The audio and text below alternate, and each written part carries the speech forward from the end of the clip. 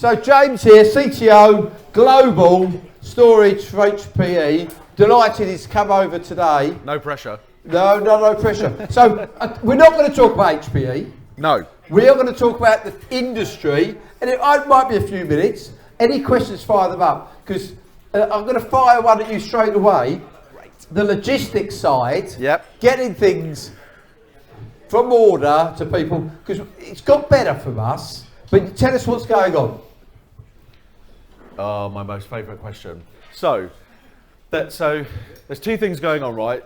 And this is not you. Well, you might have to put it nearer your mouth. Oh, I hate using a microphone. So shout loud. It's fine. First thing that's happening, right, is the consumer PC market and smartphone market has slowed down, and I mean like dramatically slowed down.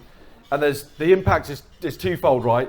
The first thing is we can now manufacture cars, and people can get keys for their cars, right? Honestly, you laugh. It's had a massive impact. The other impact of that is we'll probably see some prices reduce. So the cost of SSDs, which have been sky high, will probably reduce a little bit. I'm not going to commit to anything because I'm not allowed to. but I know this. I was in Madrid last week with our storage BU, so we'll see some prices probably return to normal, and we will see the supply chain problem is not going to go away, right? It is not going to go away. The reason that China is in and out of lockdown all the time, in case you didn't realise, it's really bad still for COVID in China. A lot of our power supplies and stuff comes from that region.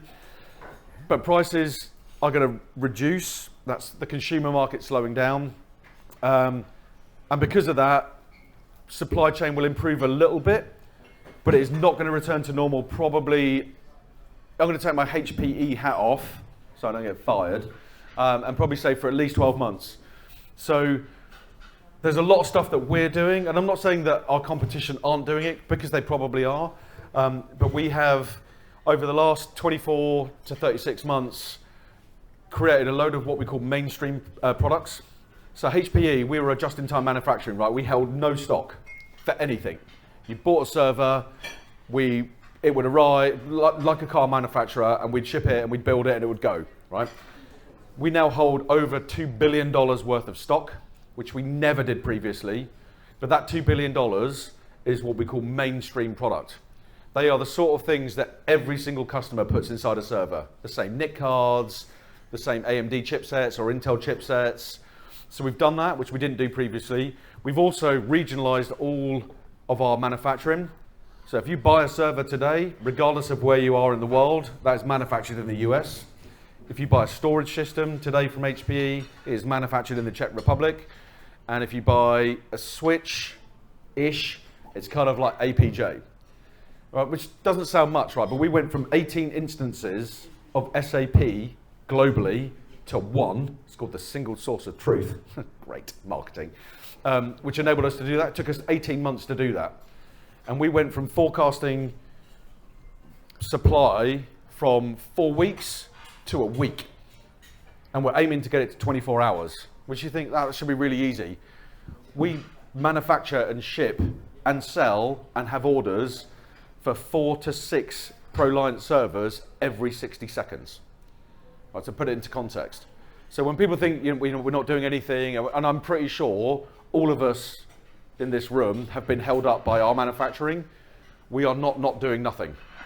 So that's one thing. The other thing that we've done, and there's going to be, by the way, I'm a storage person. Not doing nothing means you're doing nothing. All right. Yeah. Too much more. No, you're right. You are right. I'm wrong. Sorry.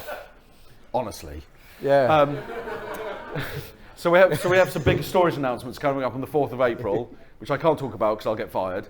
But the one thing we've done, outside of mainstream products, outside of holding $2 billion worth of stock, which we never did previously, going through our massive SAP consolidation and going from forecasting from like 4 weeks to a week, is in all of our product lines where we had a single point of supply, we have architected that out of all of our product lines.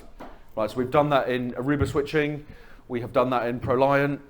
We're not quite there yet on Synergy, but we're getting there. And when we announce the storage announcements on the 4th of April, we will be out of that. So it may appear that we're doing nothing on logistics, but we have done a lot.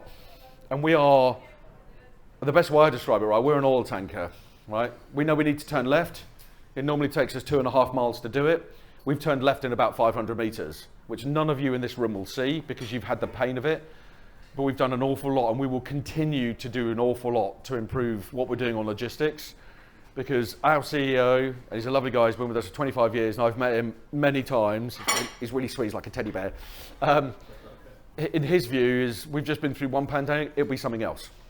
So we are doing stuff, we have done a lot, we have spent billions of dollars on our supply chain, we have spent billions of dollars consolidating our own internal systems to try and get to a point where we can ship you stuff on time or as best that we can. Right, James, thank you for that. So and you have to think that there, what HPE are doing, probably the other vendors are doing as well, but it's, everyone's got to move with the times because the pandemic has made such a difference. The next one actually, James, which we talked about on an FGS TV thing about 18 months ago. Is that when my dog was there? Yeah, the dog was there, yeah. We did that about 18 months ago. I'll tell you what, I'm going to get rid of the microphone because it annoys me. Right, we talked about 18 months ago about the cloud, right? Everyone was saying, cloud's a destination. We're all going to go to the cloud. And I've said for years, I remember, a lot of you might know Rico Nardelli, yeah?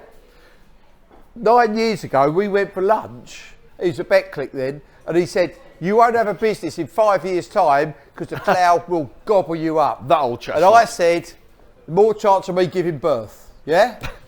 Yeah? Which is, the chances are slim, yeah? And hopefully zero. Yeah, hopefully zero, yeah. But the point was, the cloud has a place. I mean, as us, we're not big, there's 30 of us or whatever. Everything's in the cloud. We're SaaS everything, Oracle, NetSuite, HR's in the cloud, everything. But actually, infrastructure in the cloud is expensive. I mean, really expensive. And I said, this ain't gonna last. So you look at the figures that have come out of AWS, come out of Azure, and they've both announced it's plateaued, yeah? The uptake of the cloud has plateaued now. Yeah, and I think that's the right thing.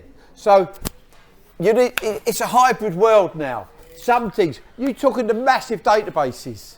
The massive database the iGaming has got, some of these things are 40, 50 grand a month for a massive server. Well, not being funny, you can buy those things. And so we've done return on investments in some of these cloud implementations of 2 months, 2-3 months. It's ridiculous. And so we've got to think about it. It ain't a destination. I know there's some people here, everything's cloud. It makes it really easy, don't get me wrong. Yeah, really simple. You can fire it up now. We've got logistics issues going on, and it will go on for another year, 2 years. Cloud's really simple. So when you've got it, but there's an expense to it, yeah? So some in the cloud, some out of the cloud, that's the way it is. That's how we're seeing it, and actually the world's seeing it. Now London saw it, and everyone's saying in Malta, for the last few years, oh no, we'll go to the cloud, we'll go to the cloud. Everyone wants to work in the cloud. So the actual staff want to be cloud people, yeah? And I've seen that, and I've heard that a lot of times. London, for the last 2 years, has changed. So that curve has stopped in London for the last 2 years. And now we deal with the big banks in London. We've seen that. Malta's now just started doing it. I'm not saying you're behind the curve, but it's different. Things change. And so it's, so how do you see it? Oh, man. I'll tell you what, this place is smashing. Boom, boom. Yay. God. I should be on a stage. Yeah, James. So tell me, what are HPE seeing? Because you see trends, you talk to CEO,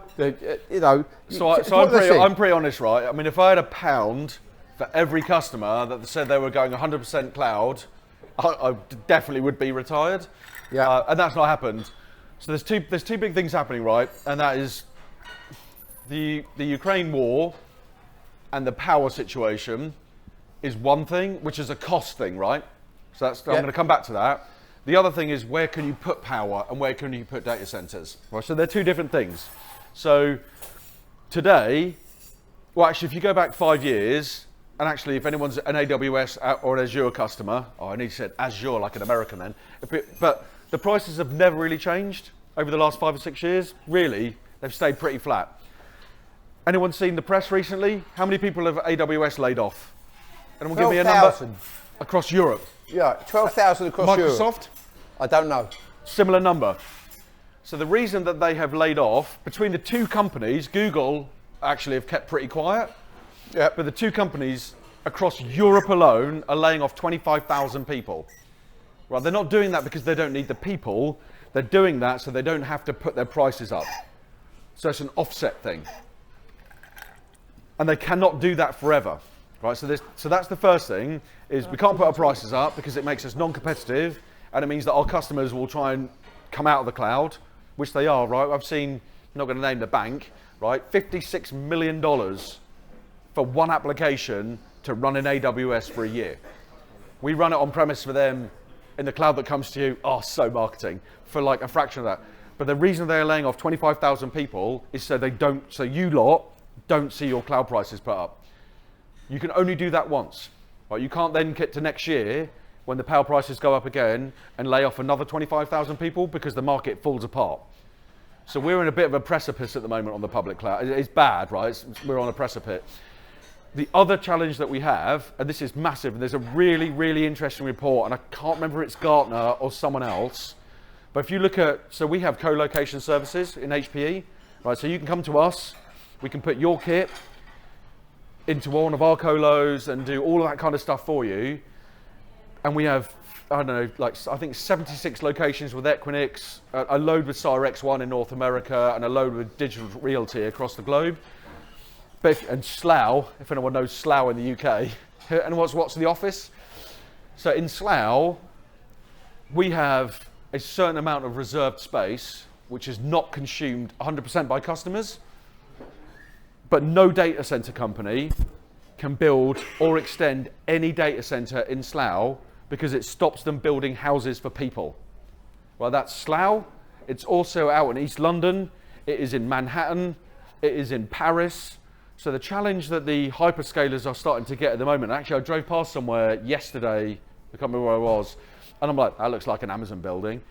So it's not just the prices of public cloud that they're trying to hide by laying off people, but the fact that actually countries and local governments will not allow it to be built because it's the difference between your e-gaming data center and 25,000 houses. And in every country in Europe, we have a shortage of houses. So we're kind of at this like tipping point, and and I don't know where it's going to go, right? I kind of sit on both sides. James, you want to speak up? I'm not sure the guys down but we're there on this kind of tipping point. Yeah. Can you hear me? Yeah, perfect. If not, I'm going to throw Pete over the side. We're on this kind of tipping point of something's got to give, right? So Microsoft, this is really interesting. And we did this. So we have in Geneva, we have what we call our European Benchmarking Center. And it's a containerized data center. And it's next to a massive lake. And we were using cooling by taking all the hot air out of the containers, pumping it around the lake, cooling it, and then pumping it back into the data center. And after 18 months, we have raised the temperature of that lake by 3 degrees, and we've basically been told to fuck off, simply. So Microsoft are playing with putting containers in the sea. So they've been doing that in San Francisco, so 40 odd containers. So we're getting to that point today where the public cloud, you can only cut a certain number of jobs to stop you raising prices. And then people will then start to not necessarily come out of the public cloud, but start to look at alternatives. But the other big thing, right, and I'm just learning on this, is the whole sustainability thing. And one of our competitors, right, Pure Storage, they've got this thing in their storage array. It tells you how much storage you're using. It's utter nonsense. But we have power supplies that do that. How much storage you're using? How much power? How much power? How much power you're consuming? Because they're going for the sustainability. They are, angle. And so when you look at, I'm learning. But so in the UK/Europe, because we did Brexit, which is a stupid thing. It was totally. It's not just stupid. If anyone voted Brexit, I'll see you outside for a punch up. But there's 3 scopes. There's like scope 1, scope 2, scope 3. So if you're in the public cloud, AWS, Azure, Google, they have to declare what their scope 3 is. So they have to tell you, because you're in this massive shared environment, how much power you're drawing inside their massive shared data center. And they can't do it. They can't do it because the whole idea of the public cloud is it's a shared resource. The more people, the cheaper.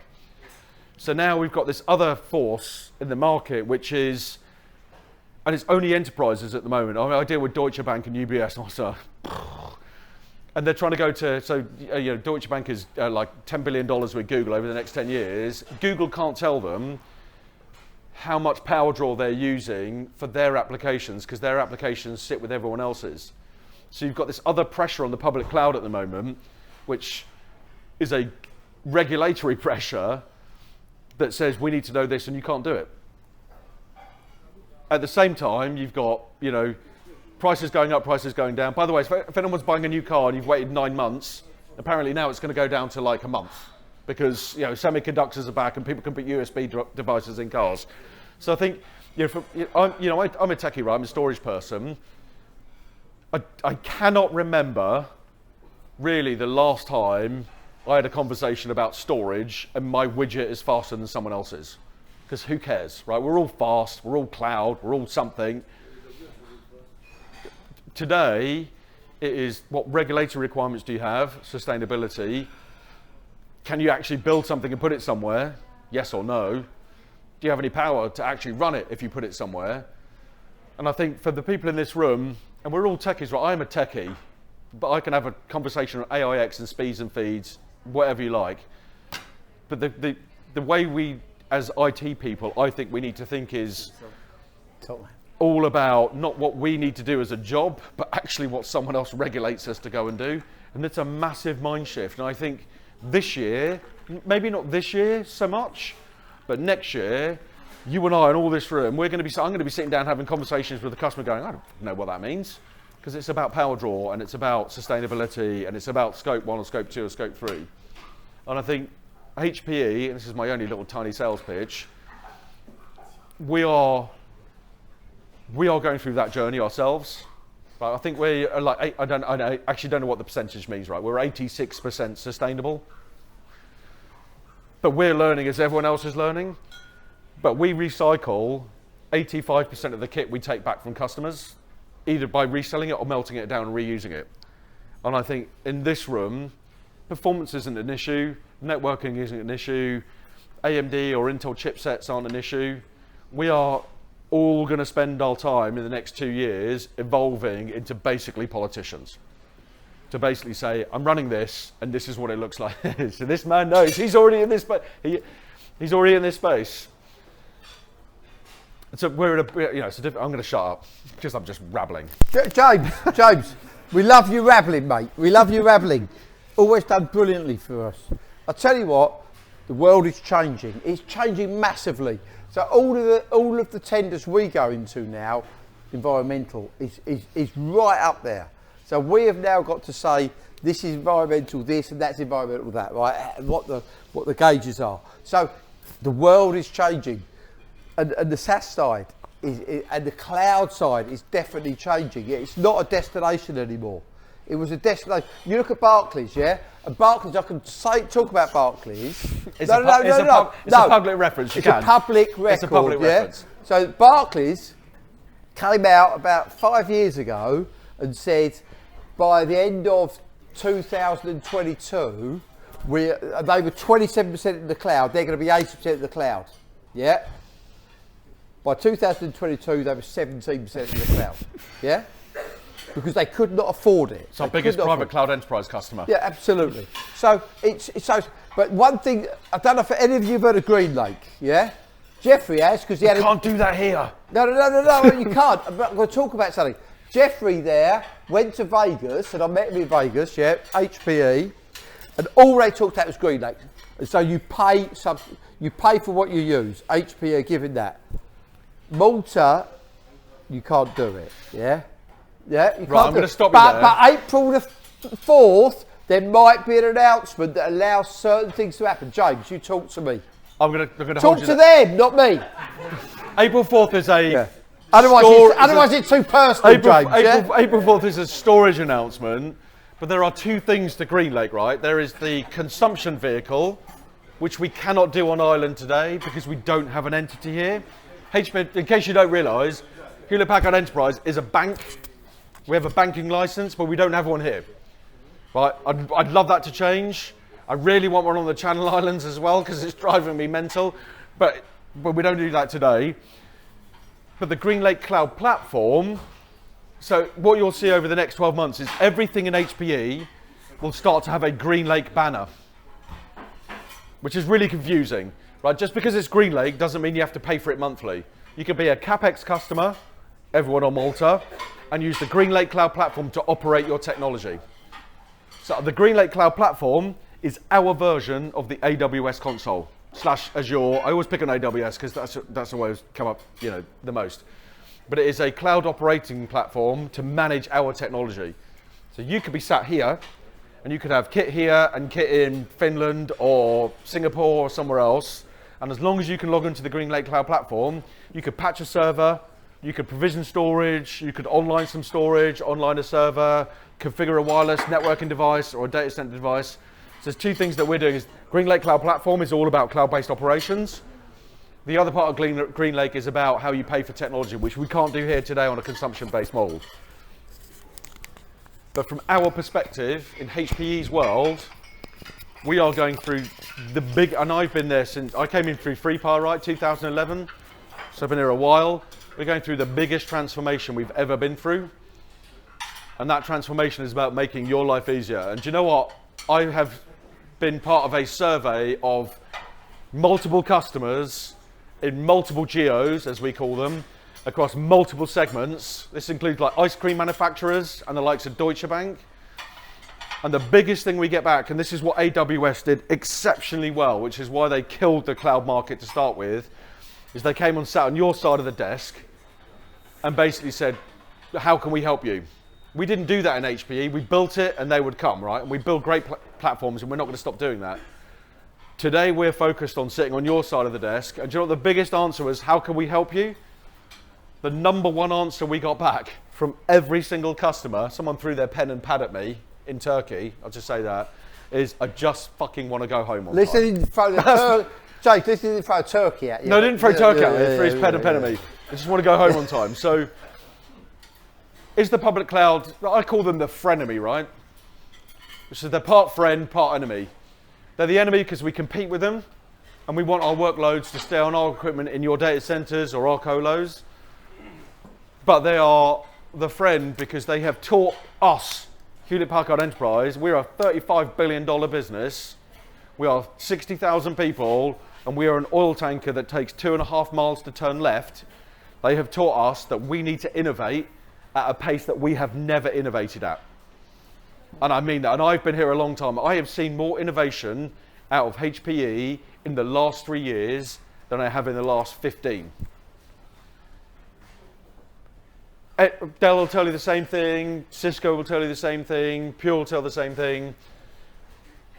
At the end of the day, we all make great hardware platforms, right? HPE hat off, right? I'm going to argue that mine are better, they're faster, they're more reliable, and I have better features, but we all largely do the same stuff.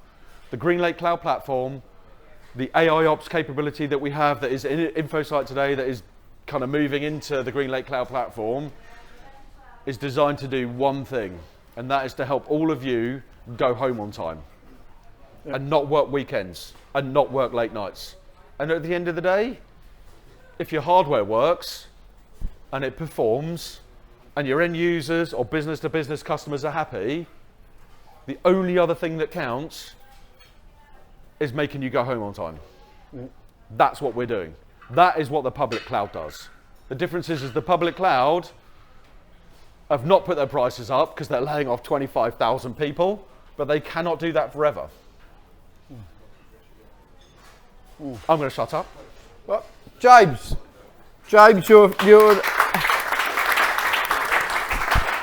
James, if I was a swearer, I'd say you're I've fucking... got a right potty now. If I was a swearer, I'd say because you got me on after too many glasses of wine. I would say you're a fucking hero, mate. I'm also very honest as well. I'll tell you what, guys, I'm proud to bring this... a global CTO from HPE. What you see is what you to get. Malta, yeah? And he's always supported FGS for many, many years. And so I'm really proud of that. And I'm proud that we have got 50 people here tonight. It is a great turnout. Everybody's turned out. And that's because when HP, when they said, how many will turn up of the 50? All of them. Yeah, they said, well, 60% turn up. They see that as a big number. I said, no, everyone's going to turn up. They said, well, no, it doesn't happen. I said, no, everyone will turn up. And I'm so proud. So thank you so much for turning up, because we have got 100% turnout again. And I'll tell you what, just go and enjoy yourself tonight. We're going to do a bit of musical chairs, so we'll wander around and chat. I'll chat to anybody. I love it. Yeah, love it. Always loved Stalker. it. Yeah. Well, I think that's a bit harsh. But I tell you what, just enjoy yourself. I know there's been a lot of starters. Yeah, and we're all a little bit full up, but the main course is coming, and the beef which I've experienced is unbelievable. Yeah. So enjoy your evening, and thank you so much, James. Thank you, Cyber Ones. And actually, I forgot, Andy. Just go and float. Just go and float, mate, yeah? Just go and float around, yeah? But I'll tell you what I'm going to do. If anyone doesn't want to be contacted, I'm going to drop an email to everybody introducing James, introducing Cyber One, introducing Trend. If you don't want me to do that, please come back to the business and say, please don't do that, yeah? So we're happy with that, yeah? That's fine. But otherwise, we'll be contacting you because we're going to be selling to you, because that's what we do. Thank you very much.